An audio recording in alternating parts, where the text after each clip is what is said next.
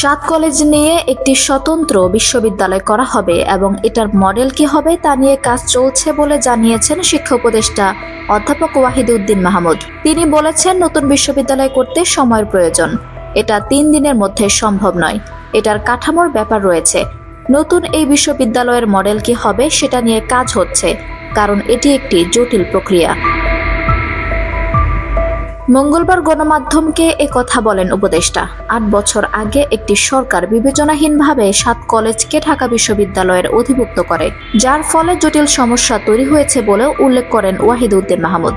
তিনি বলেন, এখানে বহু বছরের শিক্ষার্থীদের স্বার্থের ব্যাপার রয়েছে। একটা বিশ্ববিদ্যালয় প্রতিষ্ঠা হলে বহুদিন থাকবে, তাই আমরা তড়িঘড়ি করে অবিবেচনামূলক সিদ্ধান্ত নিলে হবে না। ভেবেচিন্তে সবকিছু করা হবে।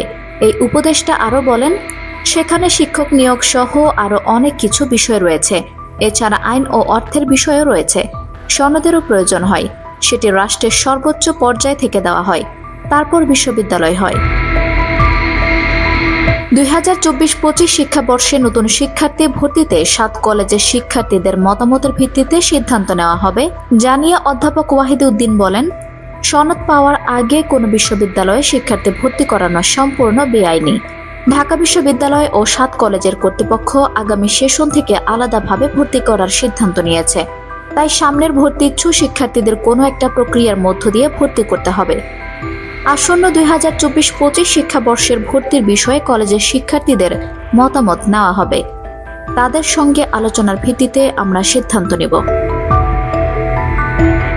আঞ্জুম হক আরবি, আমার সংবাদ।